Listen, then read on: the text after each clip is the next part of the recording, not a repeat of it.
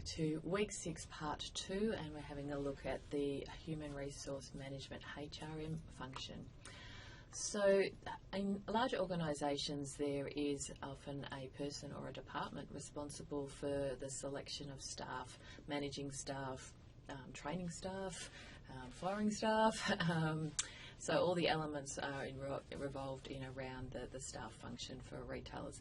In a small organisation, often the owner has to do these roles as well. So it's quite a important role in terms of the brand proposition and what the customer receives in terms of understanding the service attitude relating to that brand. So the role is very much around building that culture and climate by selecting of the right staff in the first place.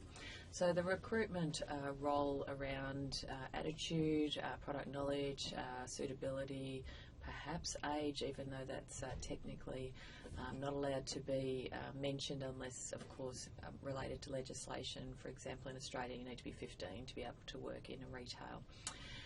So the selection process of interviewing and making sure that they're right fit for the organisation, that they've got the skills required, and if not, there may be a training program put in place to help build their professional development and their career path as well. So in this role, they also discuss the salary aspects, the superannuation, and any other rewards such as bonuses and things like that that may be part of the offer of getting the right staff.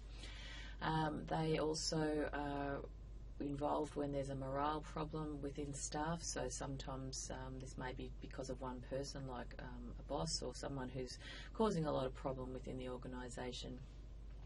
So working out what's going on there because it's affecting the ability of other staff to operate efficiently. Of course, there's a lot of regulation around staffing in terms of equal opportunity, diversity, the payment terms, the fair conditions, the regulation of breaks, all of that stuff, particularly in Australia, is very well monitored. The issue we have in Australia is that the payment for retail staff is actually quite high, which adds substantial costs to the retailer's business as such. So you may have heard on the news a couple of weeks ago where the penalty rates for retailers were going to move from Sundays particularly being double time to time and a half, and the challenge of public holidays as well. Again, this may for some people seem like a good thing because they can bring their expenses down, and some of them were not necessarily putting enough staff on during these periods because it was too expensive.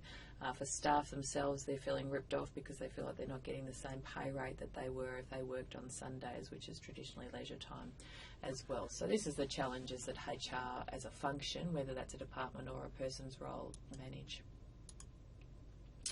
So they do get involved in working out the structure that is going to suit the retailer. So how many staff, what type of skills they need, what leadership management is required, how there may be duplication and trying to reduce that in terms of workloads as well, so that the right people are in the right jobs as well. With retail, we're starting to see the impact of technology on staffing, so things such as self-scanning has meant perhaps less people in the registers. Technology in the back end of warehousing has also meant that perhaps more manual jobs are not required for things like data entry, and that technology can take over so that people may need different skills to be able to work in retail now.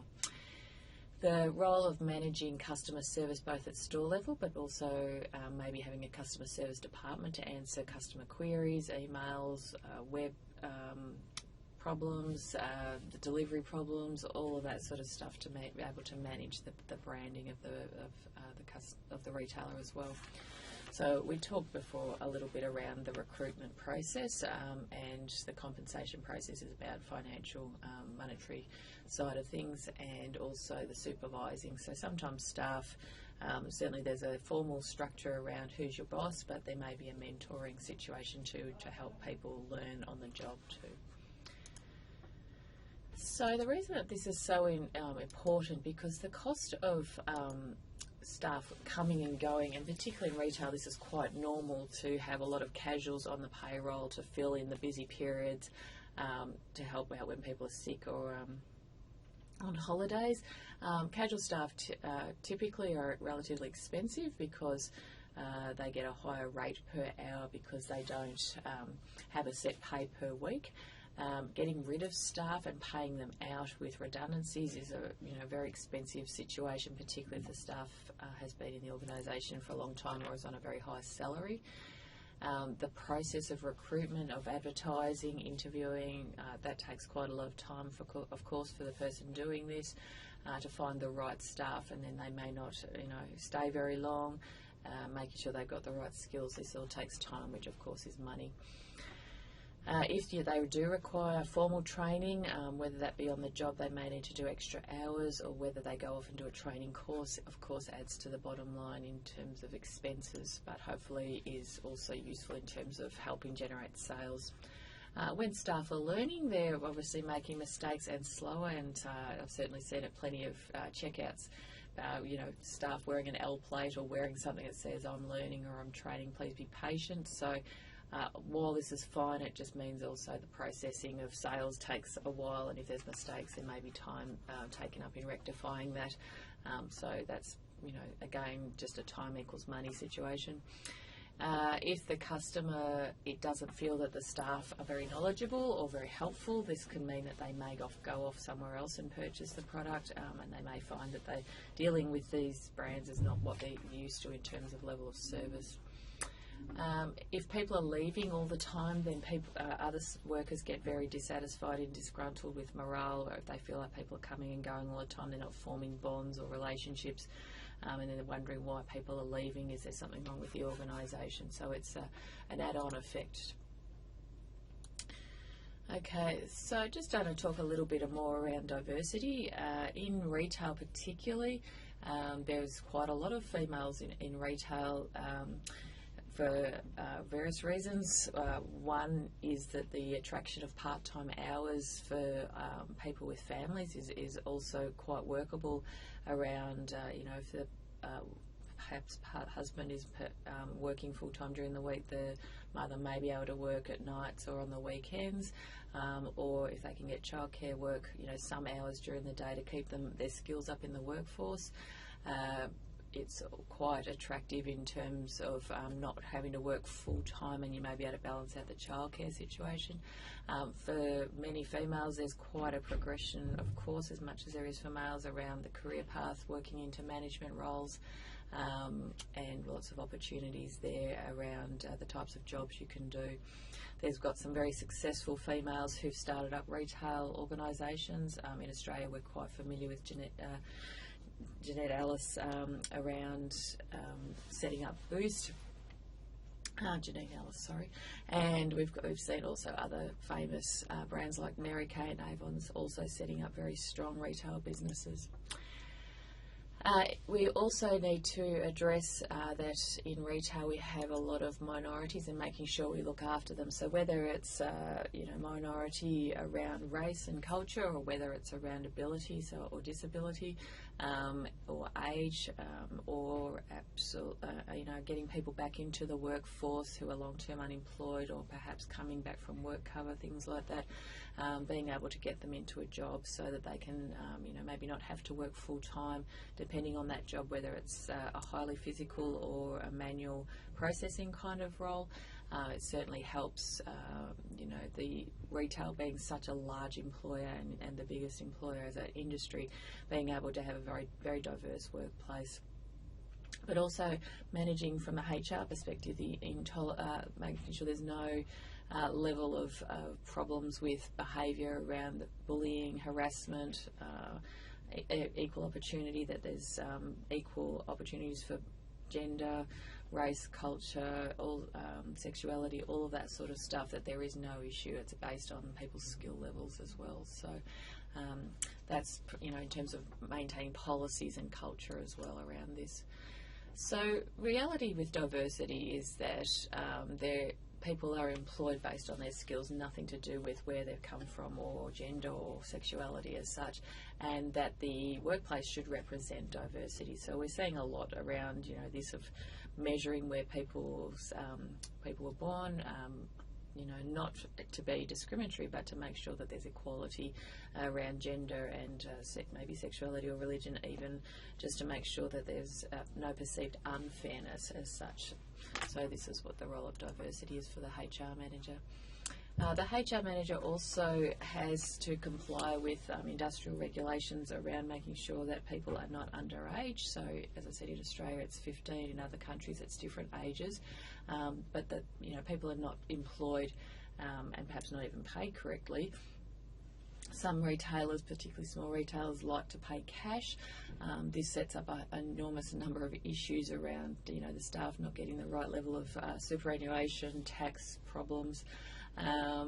So that's, though it may seem attractive, if the employer and the employee are not reporting, the correct money received, then there's often problems. And we saw recently the 7-Eleven situation where people were being bought out, particularly of the Indian race, who were being promised various things and being paid under the award wage by being paid cash and being promised things and working ridiculous hours, and they've been certainly caught out. This was predominantly an issue with a lot of the franchises of 7-Eleven, but that they weren't complying or following the regulations around fair payment, and the way that they were even being recorded, they were not being recorded properly.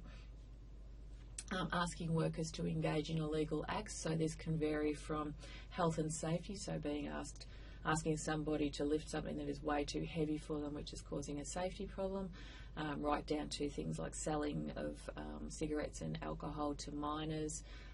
Also puts the workers in an awkward position if they are breaking the law as well. Discrimination issues, which we talked before around diversity, people saying that they're being treated unfairly when promotions come up. So again, if you're a female and you're up against all these males and you never felt like you were getting a go at being promoted, or that could happen with religion or cultural backgrounds, then that's could be a case for going to complain about equal opportunity, which is again regulated. From the perspective of merchandise, this is from the buyer's perspective. This is also looking at things such as who we deal with as our trading partners, like our suppliers, that they may disobey some of these laws as well, which reflect on us as a retailer.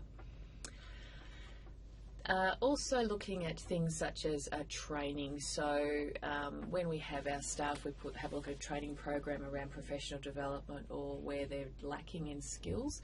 So this may be around how do we induct our new employees, how do we, with our existing employees, move them on in the career path that they're looking for to be able to train them for those areas that they want to get into. Whether the training is best done in the workplace or whether it's done in a formal training situation. What is the content assessment and what is the qualification that is required? How can this be done online perhaps, or and how is it measured in terms of whether it's worked or not? So just going to move on quickly to compensation. So the challenge around making sure people are paid the correct money for what they've worked and the hours, which is quite complicated based on, in our country, around time of day, number of hours worked, whether you're casual, part-time, full-time, whether there's any bonuses based on things that you've done to help achieve sales results, for example. You may be in a profit-sharing situation where you own shares in the business, and whether that's part of the payment options. So that's all managed by the HR function. Also having a look at when we have issues with behaviour of our staff. So maybe there's attitude problems, maybe they're not doing what they've been asked to do, perhaps they're actually sabotaging the company, maybe they're stealing from the company, maybe they're not performing the right health and safety aspects of the job. So this has to be managed again around whether people maybe don't know what they're doing is wrong, or perhaps they need to be counselled if there's maybe other personal issues going on that are affecting their ability to work well. Also looking at the type of people who the managers of our employees as too. So whether we've got a very dictatorial type format, you may have learned some of this stuff in your management units, whether people like to be, really well controlled and very controlling of their staff, versus allowing staff to be empowered, make their own decisions, left alone, and perhaps, you know, they prefer rewards such as positive feedback and things like that. So having a look at some of those issues. So letting staff manage versus letting being the very controlling manager. I'm not going to run this video, but I'd like you to watch it, please. So it's just there for you, and it's the role of a store manager. Quite a good and short video just around the types of things that the store manager actually does, which will give you a good perspective on the issues on a daily basis for the store.